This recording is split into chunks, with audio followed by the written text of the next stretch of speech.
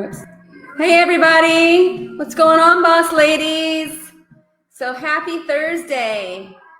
I am ready for this show. I'm so excited to be here today. I'm going to be talking about a topic that everybody loves to hear about. I get a lot of questions about it all the time. I'm just going to give it 1 second and let's see if we can't get some people in here. But I am Jessica Enfinger from the Powerhouse team at Cross Country Mortgage.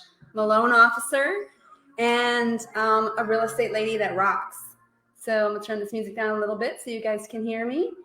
So this is exciting. What we're going to do is we're going to talk about, instead of mortgage programs today, because you guys all know that Powerhouse team, Cross Country, is amazing at mortgages. Otherwise, we wouldn't be here. So we're high on service, care about your clients.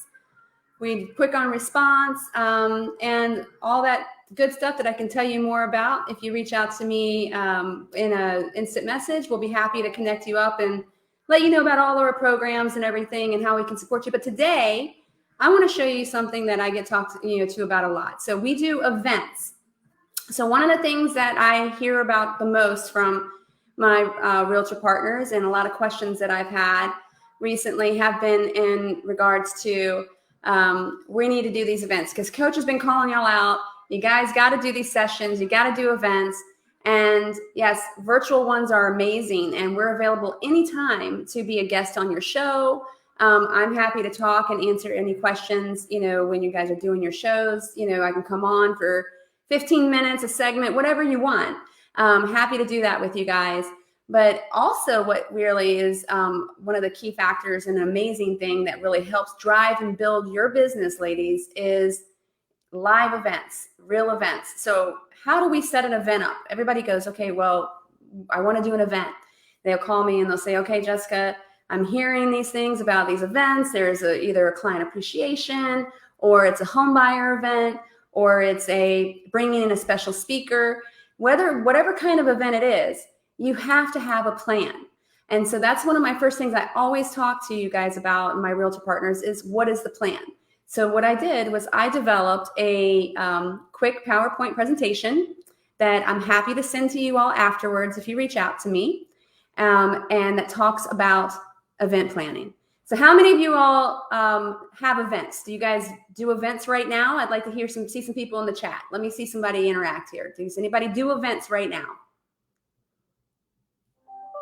All right.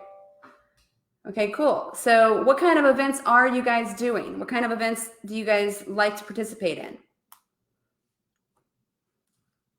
So there's got to be some people that have some events out there. So that pretty much what I can tell you that I'm seeing and hearing is, and a lot of this gets run back on replay, so maybe they're not on yet. We were a little late starting. So open houses, career day. Thank you so much for responding. Yes, thank you. That helps me keep going. I love it when we have some responses. It makes me feel good. So absolutely, these are great events.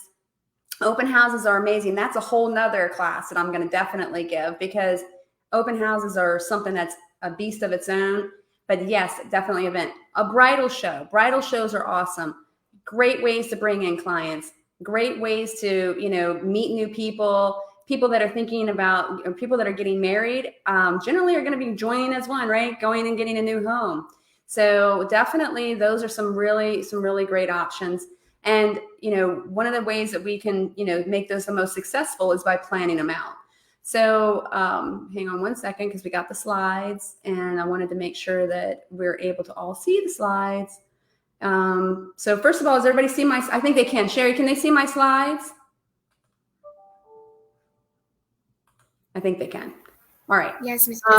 So if you want to switch to the next slide, what we're going to be talking about today is how to plan your event like a boss. And this is a timeline. This is going to walk you through step by step how to plan a successful event.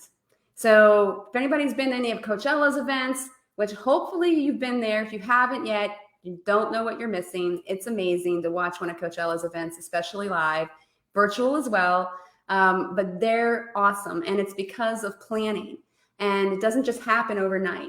So we're going to go over the steps week by week. What do we have to do? And I'm going to just kind of go through some of these things. So one of the things is you got to confirm your topic.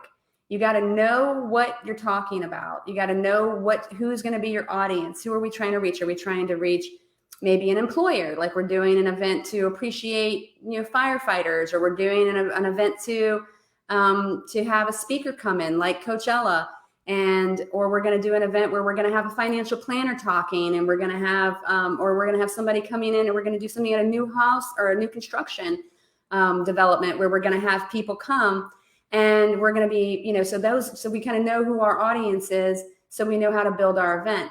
The very next thing is you don't have to do this by yourself, ladies. This is where people commonly make a mistake, is that you don't have to be the only host. You can come together. That's what Real Estate Ladies Rock is all about, is the no brand, let's work together, no agent left behind, let's group up. And some of the best events that I've ever been a part of have been where you ladies have come together, and we've done either a breakfast together at a Golden Corral, or we've done a bridal show together, or where we've actually done something at the new home or new construction place. But we come together and, get together because then we can do more things. And where we have more of us together that are out inviting people and having somebody else help you to host, it's not all on you individually, because it's a lot. As you're going to see, there's a lot of little moving pieces that you have to take care of in planning an event. Now, it doesn't have to be all done at the same time. That's why we do it through these weeks. But you do need to time block this into your week to commit a certain amount of your time during the week to working on your event if you want a successful event. And that starts about 4 to 6 weeks out. So after we've confirmed our topic and we've got our hosts, you need to see how many people do I think are going to be there? Because that's going to make a difference on what kind of a venue you're going to be doing it at, right? So you need to have an estimated idea. You need to locate a couple of venue options, obtain some quotes, figure out what their maximum. So here I've put in here some of the main questions you're going to ask them. What's your maximum seating, with tables, without tables, depending on your kind of event? You may not need tables. You could just do it like a seminar. Most events, though, do need tables. Do they require a deposit? Is outside food allowed? Do they have audio, video equipment? This is a huge question, because doing something at the Golden Corral for a breakfast is amazing. But if you're planning on having a financial planner come in and talk, and they're used to having a PowerPoint and they want to push the button the whole time, it's not going to work for them, right? You're going to have to work with people and tell people we're going to do it at the Golden Corral, so we're not going to be able to have a PowerPoint. Is that okay? If that's where you're choosing to have your event. Because definitely, if you know that that's your main event, is that your speaker is going to require a PowerPoint, require a screen, or some sort of audio video support, then you need to make sure your venue has that. It's a very, very big question and an important part. So you're going to confirm the venue after you've priced this all out, ask if food is separate, and then get a quote for food if food's not included. So you have to come up with your total cost of the event, and estimate what realistically would come from the ticket sales. So if you're not charging for your tickets, which I highly, highly suggest that everybody try to charge for tickets, at least a small little amount. Maybe it's $5, $10, something nominal. If you're bringing in a speaker and it's a bigger draw, or you're dealing with more of the professional community and not the public, you can charge even more. We do charge normally anywhere between $35 to $50 for the speaker, for events with speakers, depending on if they're VIP or non-VIP. And then for some of the small breakfasts, we'll still have them pay $5 just to kind of get, so that way they have that little bit of skin in the game, because then you know that they're pretty much going to come, right? That's a huge, huge tip. If you notice that your registrations are down, you can always remove it at the end or halfway through this, and take the money off, and then tell the people that have already paid that, reach out to them. It gives you a reason to reach out to them anyway, and let them know that they'll be receiving a gift at the event because they've already paid their funds. The others are going to be paid at the door. So that's another way to do it, is make sure you know how much is going to come from your ticket sales. And then you obtain sponsors such as lenders, right? Like us. So your lenders, your title companies, your home insurance companies, your home inspectors, you can even bring paparazzi, Tupperware, anybody you can think of, depending on what kind of event it is. You decide, and you talk about it with the other hosts, and you make up your sponsor list. And then you create what's called a sponsor offering form, and you finalize your sponsors and decide who's going to be, sponsoring at your event. Now, what is a sponsor offering form? That's a form that I actually have created, and I'll be happy to email that to you, but it's where you kind of, and I have it in Word, so you can change it to your event and put your own event title in there, as well as put your own header in. And what it does is it actually will line out like silver sponsor, $250, gold sponsor, $500, platinum sponsor, $1,000, something like that. And in each one, it'll tell them what they're getting for their sponsorship. So again, on that sheet, I've got a couple of suggestions of what, things like sponsors like to see. So that way you can kind of get an idea of what to put on your sponsor offering form. But it makes it really simple. So that way they're filling out the form, they're making a commitment, they're sending it back and then you just got to go pick up your check. Now, if we can go to the next slide, please, Sherry. All right. So again, this is still 4 to 6 weeks prior. I told you it's a lot of little things. After you know who your sponsors are, you're going to create a flyer on Canva. So does everybody use Canva? Anybody? So in here, Coach Ella talks about Canva all the time, and it's an amazing tool.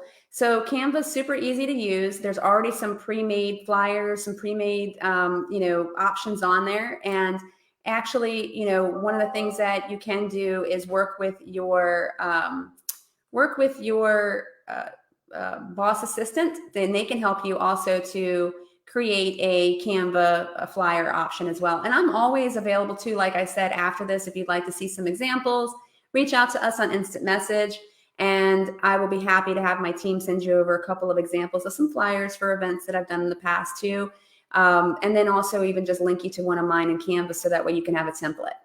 But Canva is an amazing tool. Now, I also added here a QR code option. So this website right here is, you can go there and get a free QR code. Basically, all you're going to do is take your URL to your Eventbrite, and you're going to drop it into that QR code generator, and it's going to make a QR code. So that way, if you decide that you're going to print out some of your flyers for your event that you've made in Canva and drop them off maybe at different places, then you would have it where people can just take a picture of it with their phone, and then they can easily get, they're taken to the registration link. So that way they can go ahead and register really fast instead of them having to type out some long word or whatever from a piece of paper. So really important about that too. So you heard me just say, create the Eventbrite link. Eventbrite is an amazing tool, really awesome to use. People can actually pay through there. And they can actually also, you can create and make different information be on there. So like when you're having people register, you can have people register with saying their, just their name and their email address, which is what's standard. But a really quick tip on that is make sure you ask for their phone number. Make it a requirement.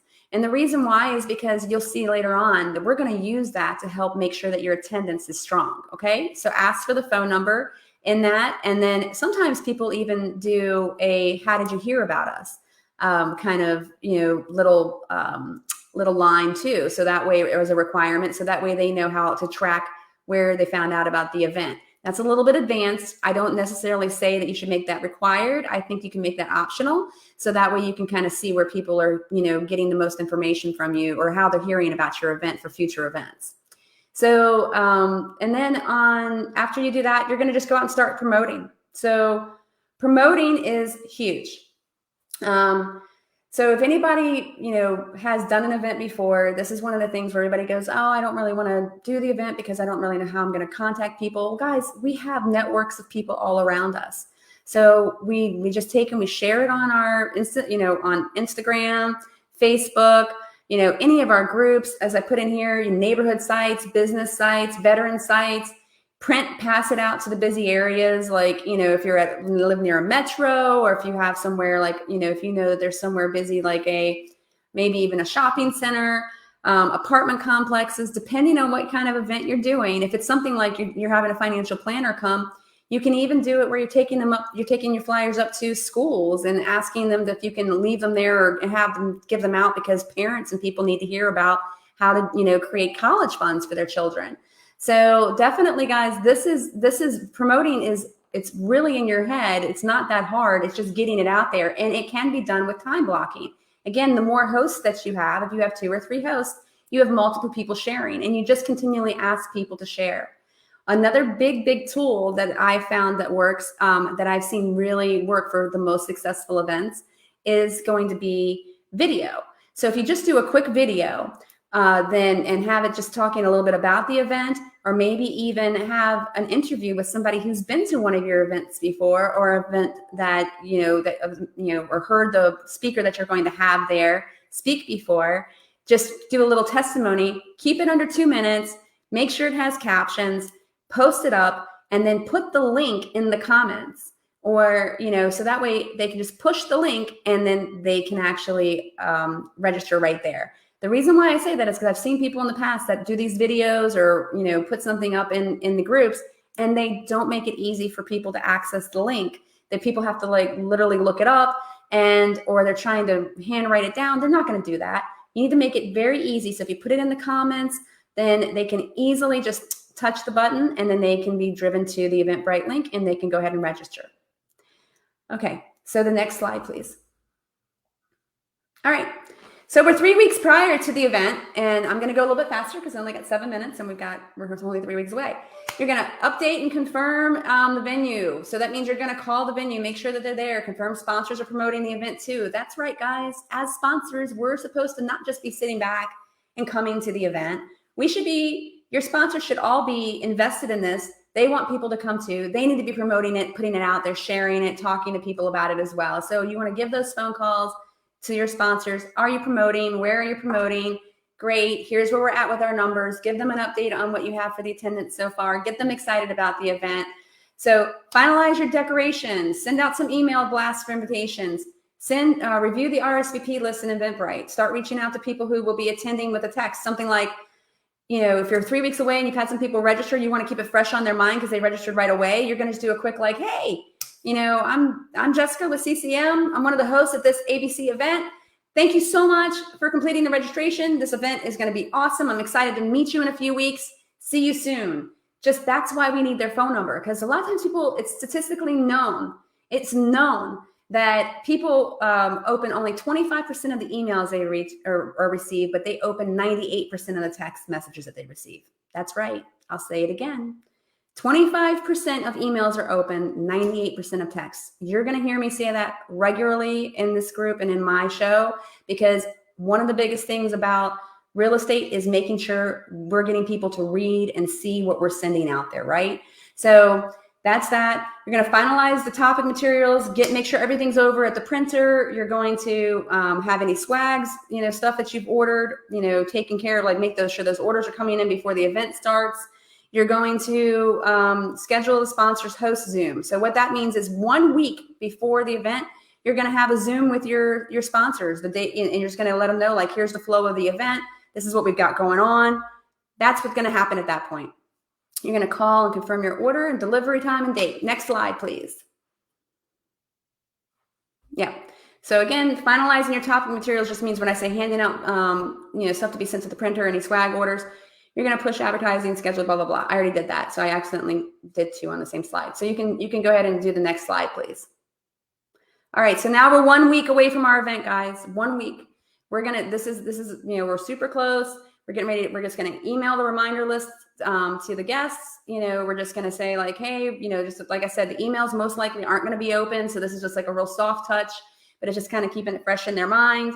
And then you're going to, do the sponsor Zoom meeting like I talked about, where you're going to remind the sponsors of how to be prepared. Do they need a tablecloth? Do they need to have stuff to pass out at their tables? What are your rules if you have any at the event? You're also going to talk to them about, how's the flow going to go with the attendees coming in? And also, just answer any questions that your sponsors may have.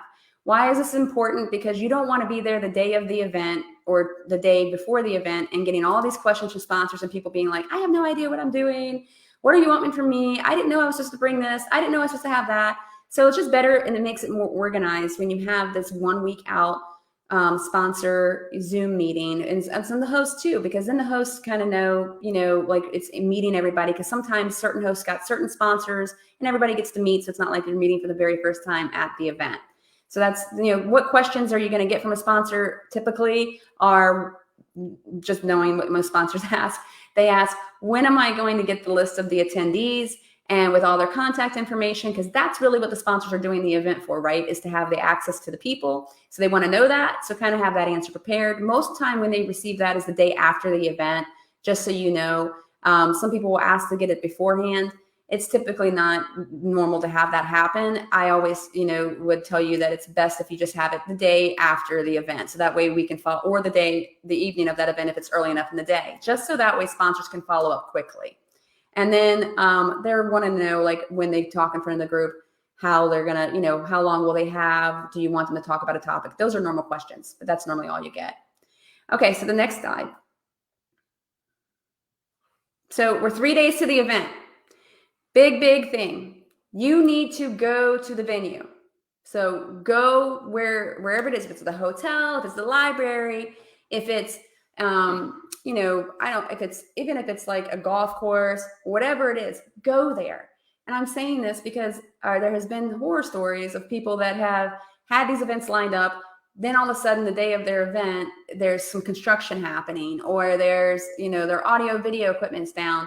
So you want to go there. You want to actually see the space. You want to see the audio video stuff work. You want to make sure that things are, there and still working, and that you're not going to have any issues. And this is a great way to make sure that at the last minute they didn't go, oh, I put you in room B instead of room A. And then you're going to also just confirm how you're going to have your table set up, so on and so forth. You're going to ask the venue if you can arrive the night before, or get a time for them at the earliest that you can be there the next day. So that way you can go in and set up the rooms. You're going to check on your food order this time, and you're going to prepare your sign-in sheets or your sign-in tablet, like your table area. And then you're going to make sure that you have some surveys, because after every event, you should have a survey, which I also have for you. So if you would like to have a copy of that, we can definitely get that out to you as well. And so then you're just going to create a last call to action, because at this point, your event is normally pretty much sold out. And maybe there's a couple of seats that are still available. So you're going to do the quick, we have a couple of seats available. We have some, for last minute registrations. We'd love to have you here, kind of video real fast, put it in there and see if you can't drive those last little spots to be filled.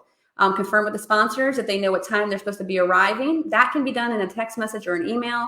You don't have to necessarily call the sponsors, but definitely you want to make sure they know what time to arrive. And the next slide. All right. And so the day before the event, your Eventbrite. This is a wonderful thing about Eventbrite. Eventbrite will send out a reminder email to everyone who registered. Now, I am going to call you to action, and I'm going to say that what you actually need to do is also send a text message reminding guests as well. So there's a couple of apps you can use. There's an app called Hit 'em Up, and then what this does is it makes it so that way, and Easy Text. That makes it so that way people they're not in part of a group text where everybody's responding at the same time. And you have a bunch of people that are, mad that they're getting all these dings or whatever, right? So definitely you're going to just have that, you want to make sure that you're not blasting people on a text message, but you can use this Hit 'em Up app and just put all the numbers in there. And then it'll all just go out as one text, like, and you can just basically say something like, looking forward to seeing you tomorrow. Can't wait to share all this wonderful information with you, great prizes, whatever you want to say. And it'll go out to those people. And the reason why, guys, is because typically people do forget. Like, they're just human beings. If they didn't open their email from, Eventbrite, which a lot of them may get the email from Eventbrite, I've never had somebody say to me that you're reminding me too much about the event. Never, ever, never. So don't feel like it's an intrusion. Don't feel like it's like you're bugging people. This is something that people actually would appreciate, okay? So the next slide, please. And so you're going to bring a speaker in. So the day of the event. So like when I say a speaker, like a little speaker, like bring something so you can have music while you're setting everything up. And so you have early arrivals. It's the worst when you get to an event and as a sponsor too, and everything's like dead silent. There's no energy because you're about to be putting it on, right? Like, yeah, people coming in, people need energy. People want to be excited.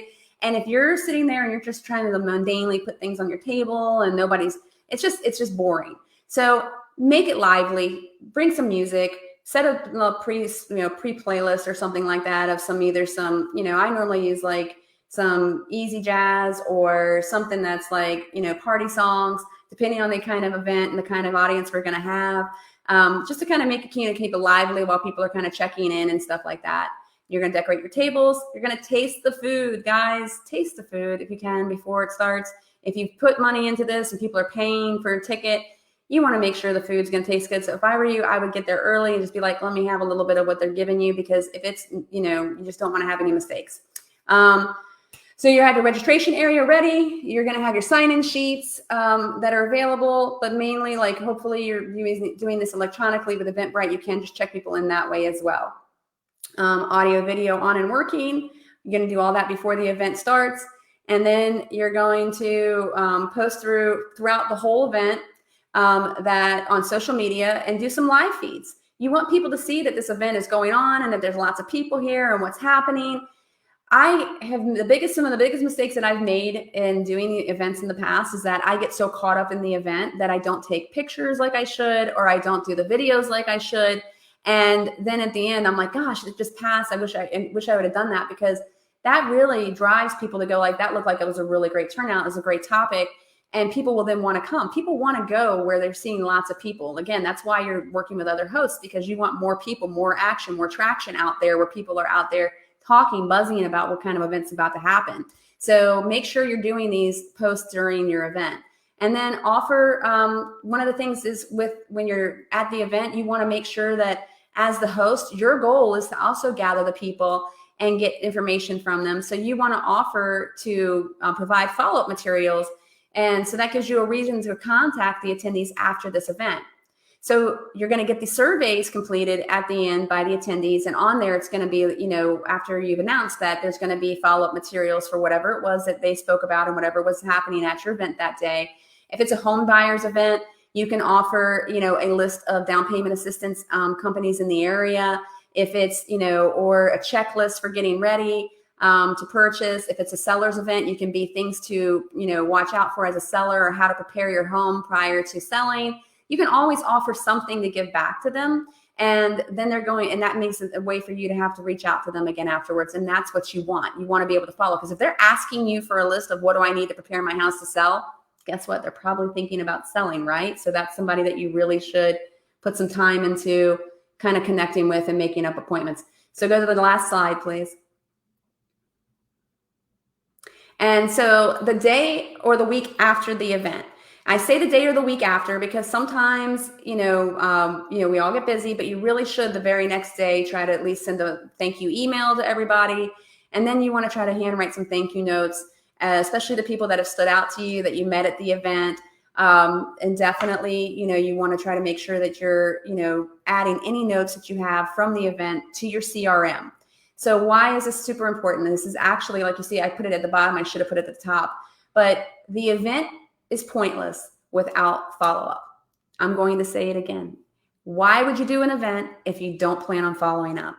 If you don't plan on reaching out to the people again, staying in contact with the people that attended, then don't do the event, because it doesn't make any sense. You have got to follow up. That is actually the biggest key to any event, is your follow-up.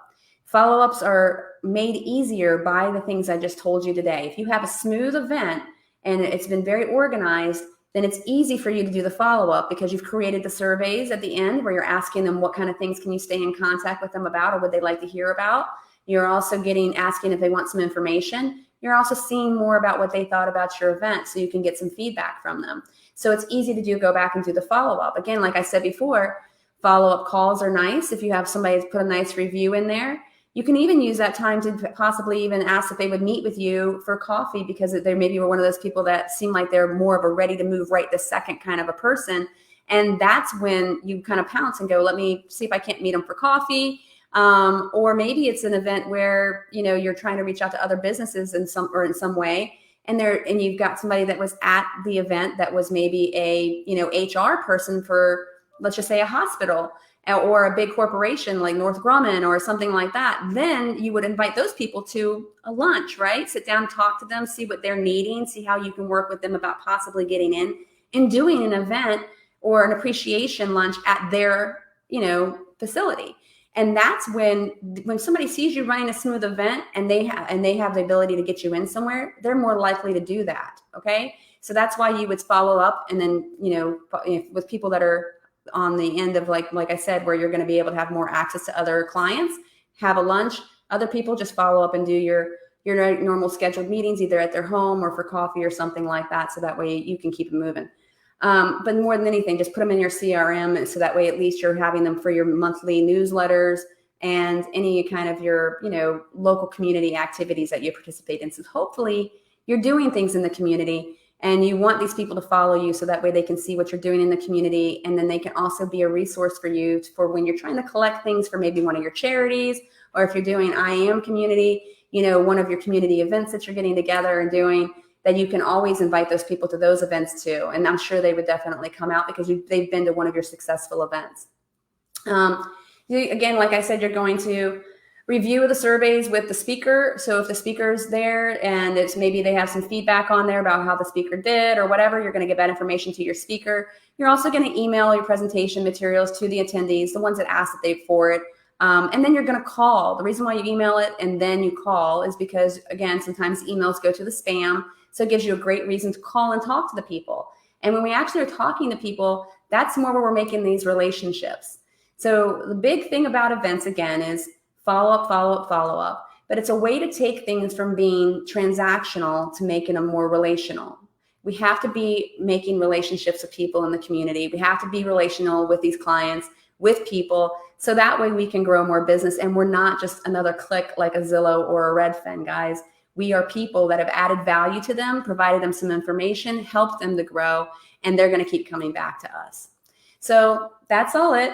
You can go to my last slide. This is us. I am Jessica Enfinger. That's me with shorter hair and blonde. And I hope you enjoyed it. So I want you guys to please put in the chat or the feed or here where you're from if you can, and real quick. And if you enjoyed this information, just put loved it, give me a heart or something. And if you would like to have a copy of the information that I've gone over today, I'm happy to send it out to you. Some of the forms and things as well. And I can definitely, like I said, maybe you've already are great at doing events and you just need somebody to maybe, be highlighted on one of your, talk on one of your shows, or, somebody that you'd like to partner with for some events in the future. We're here to help you with that. So definitely reach out to us through instant message for that, or you can always email me and the team. So, and of course, we're here to help any of your clients and all of their needs when it comes to financing. We have all the loans, all different kinds of loans. And I know it's a little different format, but I knew this was going to take a little bit longer in this presentation. So I thought I would just focus on this instead of talking about loans and the programs and the questions of the week. So I hope everybody enjoyed it. And if you need anything in the future, let me know. Thanks, everybody.